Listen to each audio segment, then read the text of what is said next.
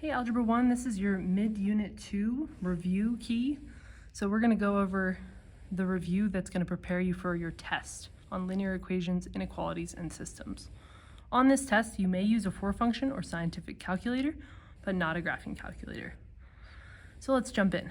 Select all the equations that are equivalent to the equation 4x plus 2 equals 22.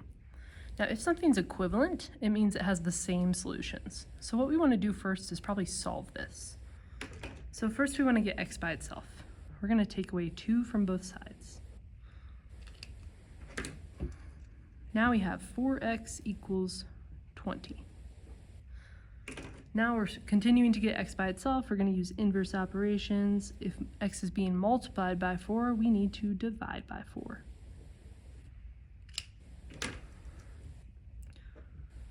Finally, we get x equals 5. So if x equals 5 is our solution to this equation, then every other equation that's equivalent should have the same solution. So what we can do is we can solve these equations, or we can just plug in 5 and see if it works. So let's try the first one. Let's see if 5 plus 2 equals 18. It does not. It equals 7. So that means this is not equivalent. Next up, we have the answer, x equals 5, so that's definitely equivalent. And then we have 2 equals 22 minus 4 times x. Now we can plug in 5, or we can also look at the original equation and we can see that it was just rearranged. So what they did is subtract 4x from the left side, they were left with 2, and subtract 4x from the right side, and they were left with 22 minus 4x. So this one is also equivalent. For D, we can see that 4x plus 2 minus 2 equals 22 minus 2 is very similar to our first equation. 4x plus 2 on the left, 22 on the right, but the only thing different is the minus 2. So if they did the same thing to both sides, that's okay. That is equivalent. So that is equivalent because they subtracted 2 from both sides. Then in E, this one, we can either solve it or we can plug in 5, see if it works. So I'm going to plug in 5. 4 parentheses 5 equals 24. Is that true? Well, 4 times 5 is 20. 20 does not equal 24, so that one does not work. Number 2. Andre buys supplies for the school's greenhouse. He buys S small pots and B big pots. He pays $4 for each small pot and $7 for each big pot, and he spends a total of $116. This equation represents the relationship. Now they already wrote the equation for us, so we don't have to think through that part, but the question is asking if Andre solves the equation for S, which equation would result? So we're going to isolate S. First, I want to get rid of 7b. So subtract 7b from both sides. So I get 4s equals negative 7b plus 116. Then I want to get s by itself. I'm going to divide by 4. And I'm going to divide everything in the equation by 4 to keep it balanced. So we get s equals, and now we have to get our calculators out and do negative 7 divided by 4. With that, we get negative 1.75b. Remember, b comes along for the ride. And then 116 divided by 4, that gives us positive 29. And then let's see if any of these equations match. Looks like it's D, because this is the same equation we got, except they wrote it in the opposite order. So instead of 3 plus 2, it says 2 plus 3. This is the same thing.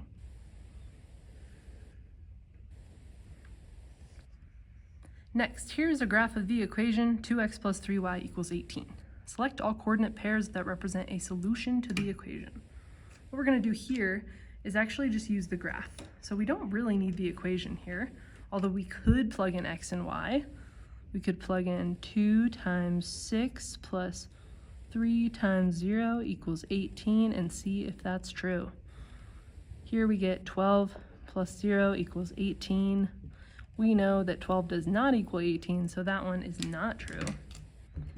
We can also look at the graph and see that when you go over 6 up 0, that point is not on the graph. It's not on the line. Next up we have 9, 0. So we're going to look for 9, 0 on our graph. Over 9 up 0. That is on our line. So that's a solution. C, 6, 2. If we go over 6 up 2, remember you always go over and then up, just like climbing a tree. That is on our graph, so that's a solution. Next we have 3, 4. That's on our graph, that's a solution. Next we have 2, 6. 2, 6. Over 2 up 6. That's not on our graph, so that one is not a solution.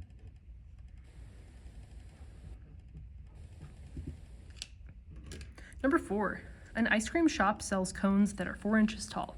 A 4-inch waffle cone costs $3. Each additional scoop costs $1.75, and each additional topping costs $1.50. Write an equation that represents the cost of a cone.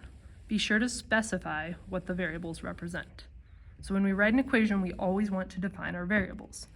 Now, in this situation, they are trying to distract you with some extra information. We don't care that the cone is 4 inches tall. That doesn't affect the price. We care about cost. So we're going to write an equation that says cost equals, C is cost. Let's write that to the side.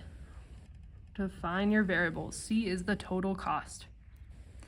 And then we want to say how much it costs. So originally, if you get nothing on it, 1 scoop, you get $3, or you pay $3. And then each additional scoop costs $1.75. So we're going to add $1.75 for each scoop. I can call scoop any letter I want. I'm going to use S because that makes sense to me. Scoop for S.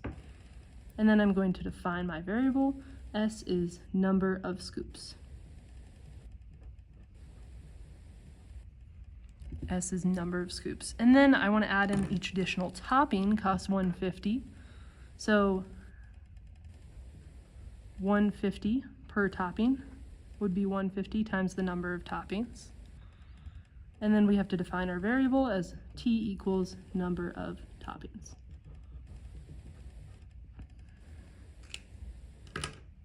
So that is our equation. We would box it in, show that's our answer, and off to the side we've defined our variables.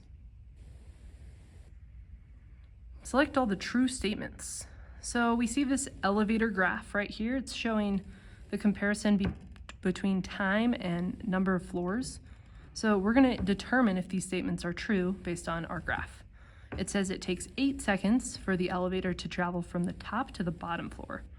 So if we go to our graph and go over to 8 seconds, we can see that the graph started at 0, ended at 8, and it traveled from floor 12 to floor 0. So that is true.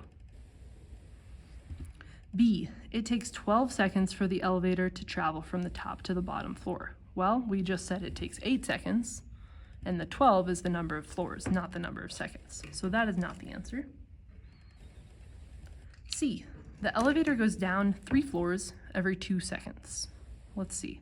So if we start at floor 12 and we go down 3 floors, how long does it take? So let's go over to our graph. It does take 2 seconds. So that is true. Next up, the elevator goes down 4 floors every 6 seconds. Let's go to a different point on our graph. Let's start here and let's go down 4 floors. 1, 2, 3, 4. Does that take the amount it says? 6 seconds. 1, 2, 3, no, 4, 5, 6. It does not take 6 seconds. It takes less. So that one is not true. And lastly, the elevator goes down 6 floors every 4 seconds. So if we go down from here 6 floors, 1, 2, 3, 4, 5, 6. Let's see how long it takes. 1, 2, 3, 4 seconds. That is true. It's actually the same slope as we saw in C. 3 floors for every 2 seconds, a slope of negative 3 over 2 is the same as a slope of negative 6 over 4. They're equivalent. On the back, we're going to graph these two equations. So first we have y equals 2x plus 5. This is perfectly set up for graphing. So 5, our constant, is our y-intercept, and we're going to write it as a ordered pair, 0, 5. Now let's put that on our graph. Oops, that's 6, 0, 5. So it's right in between the 4 and the 6 number. Next, we need a slope. Notice slope is always the number right next to x. In this case, it's 2, but we would like it as a fraction.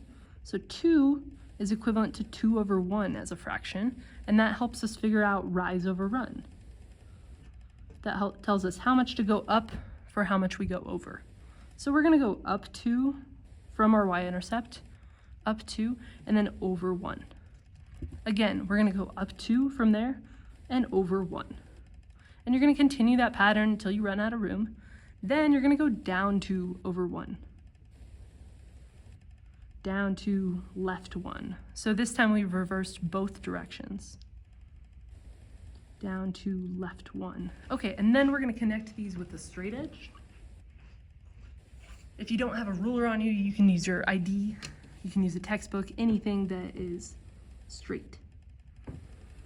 Connect those, and we're going to label our graph like the directions say. So y equals 2x plus 5. You can even use different colors if you want to help keep those separated.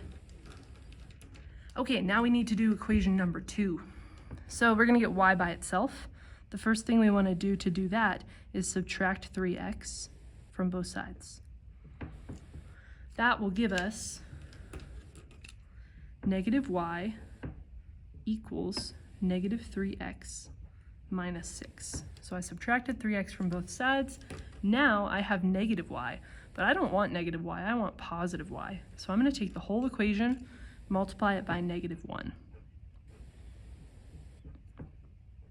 We're multiplying both sides by negative 1 because then everything becomes opposite. So on the left, we'll get positive y. On the right, we'll get positive 3x and positive 6. Now we have everything we need. We have our y-intercept and we have our slope. Go ahead and pause the video and see if you can graph this on your own.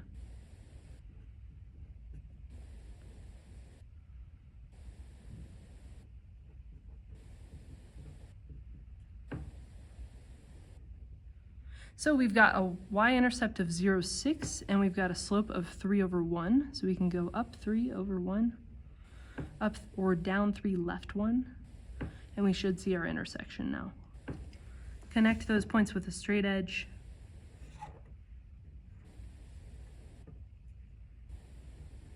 And then you're going to look at where those lines intersect, and then you're going to write down that point.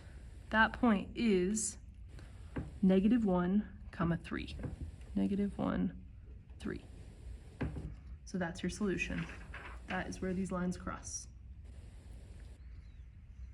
Next, we're trying substitution. So in substitution, we need to get one variable by itself. It looks like y is already by itself here, and we're going to substitute the other y for this expression. So you're going to rewrite the first equation. 7x plus 2y equals 24, and then we're going to substitute y. So 7x plus 2, and then you're going to pause and you're going to put parentheses where you would normally put y, and instead you're going to put the expression that represents y, which is 7x minus 9. Now we can simplify this because now we just have one variable and we can solve for x. So we need to distribute the 2 to the parentheses. Now we get 7x plus 14x minus 18. Remember, we multiplied everything by 2 in parentheses. That equals 24. And then we can combine like terms. So 7x and 14x are similar. They can go together. They make 21x. and we get minus 18 equals 24. Next, we are trying to get x by itself, so we will add 18 to both sides.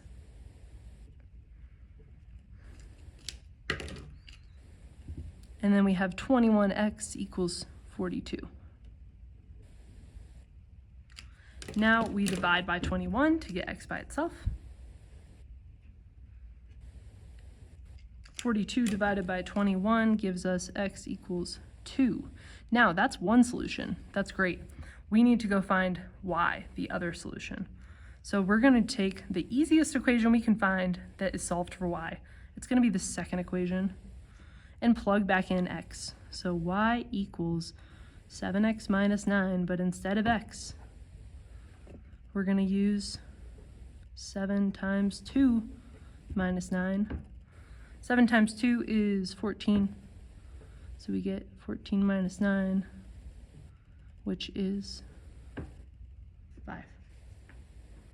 Now, we have both answers. Now we can put them in an ordered pair as 2, 5. Next, we're trying elimination. So actually, go ahead and practice substitution on your own. Pause the video, try B. You're trying to get one variable by itself. I'll go ahead and tell you what to do. You're going to isolate x.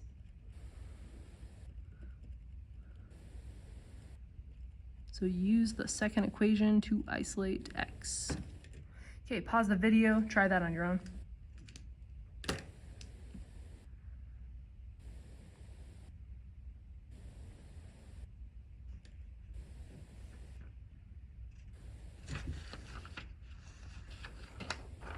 Okay, and then here's our answers. So we isolated x, we divided by 2.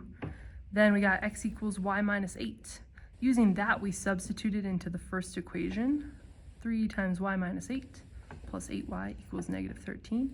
Solved it, and we got y equals 1. Then we plug it back in to the easiest equation we can find. X equals 1 minus 8, which gives us negative 7. That key is posted separately if you need to take a look, but we're going to try an elimination problem now. Now this time we want to get rid of a variable by adding opposites. Add opposites, that's our goal. So we're looking for variables that we could easily multiply to get opposites. Now I see that 8 and 10 are already pretty close together numbers. We're going to have to multiply by some bigger numbers to make them match. So I'm going to take the y that's already by itself, and I'm going to try to make that match 5y. So I want it to be exactly the opposite. So I'm going to multiply by negative 5. Good. Now we're going to copy down our new equation. Negative 8 times negative 5 is positive 40x. Negative 5y, and then equals negative 9 times negative 5, that's 45. Next up, we are going to rewrite our first equation. Negative 10x plus 5y equals 15. So you're copying down the first equation. Now, notice we have exact opposites. That means we can add together, cancel out a variable. So negative 5 plus 5 is 0. Then we do 40 plus negative 10, that's 30x. 45 plus 15 gives us 60. And now we only have one variable. Let's solve for x by dividing by 30 on both sides. X equals 2. Now we can go plug into one of our original equations and solve for y. I'm going to pick the second one because it looks easier to me. Negative 8 times 2 plus y equals negative 9. Again, you could choose either equation and you will get the same answer. Negative 8 times 2 is negative 16. Now we need to get y by itself, so we are going to do the opposite of negative 16 and add 16 to both sides. 16 minus 9, or negative 9 plus 16, that's 7. So our ordered pair answer will be 2, 7.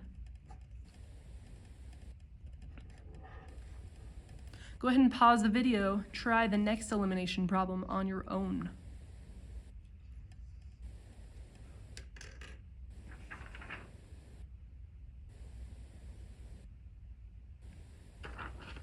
Okay, in this next elimination problem, we need to multiply the bottom equation by -2 because that will help us cancel out x.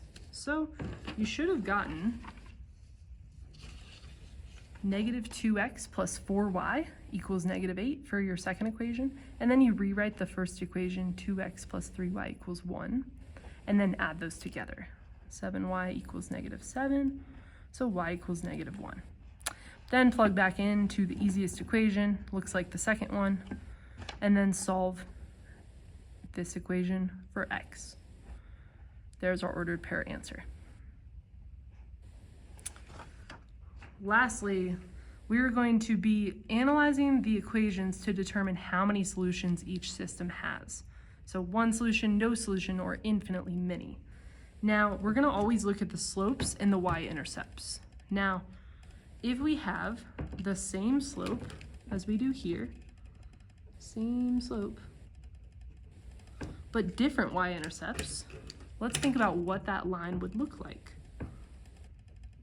If we were to graph them, we would see that they're parallel lines. So let's draw a picture of that. If we have parallel lines, when will these lines cross? The answer is never. They will never touch. So if they never touch, then there are no solutions to this system. So no solutions because they have the same slope and different y-intercepts. That might be something you could put on your reference sheet. Next, we have two equations again, but they're not in y equals mx plus b form, so I would like to make them look similar. The first one is fine because it has the slope and y-intercept easily available. The second one is not in y equals mx plus b form. So we're going to add 3x to both sides to get the slope visible. Just rearrange it, and we get y equals 3x plus or minus 4. Now that looks awfully familiar. That's the same as the first equation. So these two equations are exactly the same. So if we were to draw them, we'd have one line, and then we'd have another line right on top of it. So they are the same line, meaning that when do the solutions occur? Well, everywhere along the line. So there are infinitely many solutions. Oops. Infinitely many solutions. Because these lines are always crossing. And that's because they have the same slope and the same y-intercept. Lastly, we have two different slopes, so maybe one is steeper than the other. And then we have different y-intercepts. That means that they're not crossing the y-axis at the same time. Therefore, there's one solution here. And we can see that in the graph. There's one point where they cross. And that's because they have different slopes, different y-intercepts. Thank you.